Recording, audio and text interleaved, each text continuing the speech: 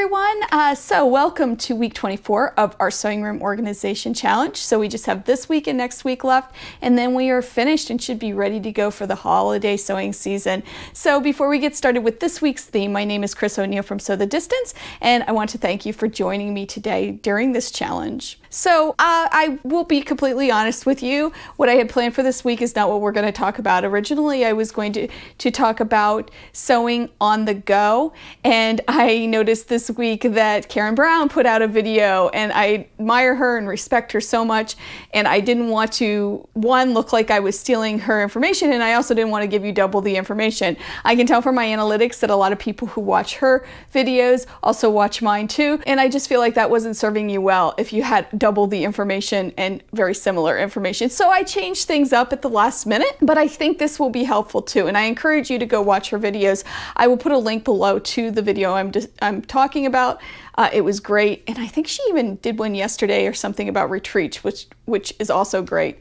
So what we're going to talk about this week is sewing with others. So it's similar to her content, but it's also, I think I can give you some more information that's going to help you be organized when you're getting ready to sew with others. So let's get started. The first thing we're going to talk about are quilt guilds. Now, I keep a bag packed all the time of all the stuff that I need for my guild, and then I have a master list that I just tuck in there too. So when I'm ready to go, it's kind of a reminder of what I may need to bring that I might have forgotten. So in this bag, I have a notebook, something to write with, a small calendar, Post-its for reminders for when I get home or if I want to give somebody a phone number, my membership information, and I just keep that in there just because I know where it's at, and my membership card and my name tag. Now, my membership card's tricky because sometimes quilt shops will offer a discount for people that are members of guilds, so sometimes you have to show that. Sometimes now with the digital age, that's enough,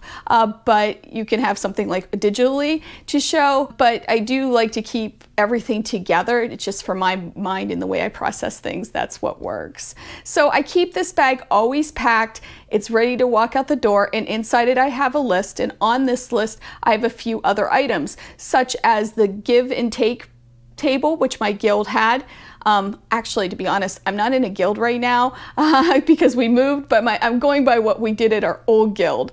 I also have a reminder that if I need to bring food, the lending library, I know our guild had tools and books to lend, so if I have to return a tool or have to return a book, I put a reminder there. And then also any money that I would need if there's going to be, say, a guest speaker who's a vendor too, or raffles or whatever that might be, or even dues at the beginning of the year. And lastly, I bring a water bottle or something to drink because I'm always thirsty at those things, so that always helps me. But these are the things I bring. The notebook and pen is always helpful. I always learn new stuff at guilds, and I have to say, if you're not in a guild, join a guild. They are a treasure trove of information. Not only do you have experts in every aspect of quilting, it's also just a really wonderful place to get together with people like-minded and also to learn about our art and to just have fun. I also love show and tell to see what everybody else has made. I suppose that should go on my list too. Currently it's not, but that should be on there as any show and tell that I want to bring.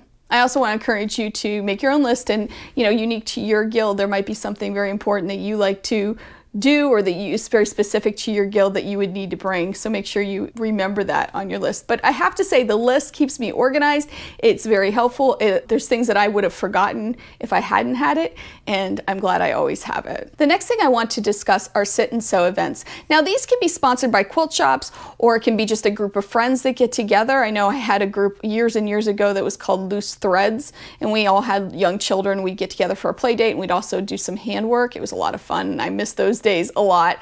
Or it can be even sponsored by your quilt guild. Sometimes they have monthly, free sews or just a sit and sew event.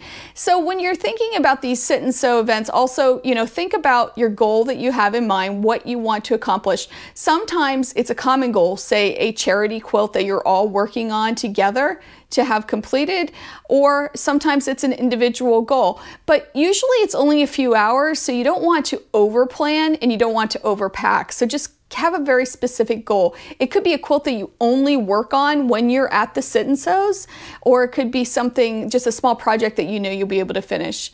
Another thing about sit and sews is sometimes you bring your machine and sometimes it's just handwork. So keep in mind, you know, that, and if you do decide to sign up for one, make sure you know if there's going to be space for a sewing machine, or if there's going to be a pressing station where you can press the things that you sew, or, you know, what's available to you, what does the space look like. Another tip with this, and I think Karen Brown mentioned this in her video, is to come prepared with things pre-cut, with bobbins pre-wound, that type of thing, so you're ready to go. So if it is a hand sewing event, that you have things pre-threaded in your needle case, which I always love to do too. Now let's talk about those wonderful quilt retreats that I miss so much, and hopefully they're coming back, but of course with the state of the world right now, we need to make sure that we're safe. So, you know, who knows, maybe they will come back, maybe they won't, maybe it'll be a bit longer. Either way, I hope eventually they come back, right? Aren't they great? So when you're thinking about a quilt retreat, there's just a few tips that I have when you're packing. And the first one is to make a master list that you have always. Now I do this with a lot of things. If I'm going on vacation, I have a master list for that. If I'm going to the beach, I have a master list. And if I'm going somewhere with the dog, I recently created a new master list for that, what I need to bring for her. So I just like having them right on my computer. I can print them out if I want to, or just even check them off on my phone.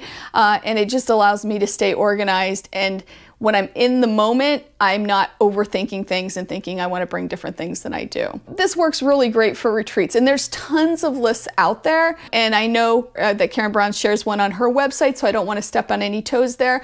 Check it out. Again, the link will be below. There's just think about what you would need and just have that master list ready to go. When you're going to these retreats, remember to pack things that are going to keep you comfortable, such as your slippers, a cushion for your chair, or even bring a chair that's really comfortable for you. It's worth it, trust me, because you're going to be sitting in that chair a lot. Also, plan your projects accordingly. Make sure that you aren't bringing too much. I always think I'm going to do more than I do, and then I get caught up in like the games, which are so much fun, or, you know, we'll get together and go to a quilt shop, or even just getting together and sharing a meal together. So I try to keep my expectations lower than what I think. So if I'm going on like a 3-day retreat, I know, you know, I probably am only going to get one major project done and maybe some small projects. So I tend to plan that way. I know others like to be more productive. I just am maybe a little too chatty and am not as productive. So know yourself, know what you will do, and then you will stop that disappointment when you get home thinking, oh, I didn't do anything that I wanted to do, or I didn't do as much as I thought I should. It just helps all around with our mental health. And it's really about getting away and sewing with your friends.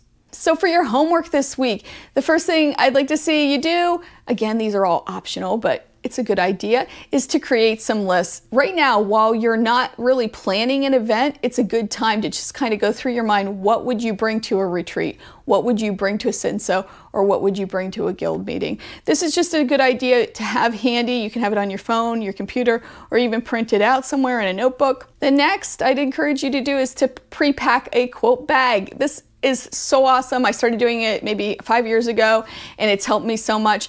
I even, you know, during the month will throw things in it that I need to bring to the guild meeting. This just takes the stress out of walking out the door and going to your quilt guild meetings, and it makes it more fun while you're there because you have the stuff you need. And for your fun task, hopefully, if it's safe and if your community is allowing it, maybe sign up for a sit and sew or a quilt retreat, or even invite a friend or two over to quilt at your house. You know, this community that we have as quilters is so unique, and I've made some of my best friends through Quilt Guilds, and it's just something we need to nurture, and it's something that's special about our community. So get together with other like-minded people, you know, share some tips, just talk, maybe have some tea, and just work on some projects. It's a lot of fun and very fulfilling. I hope you enjoyed this episode of our Sewing Room Organization Challenge.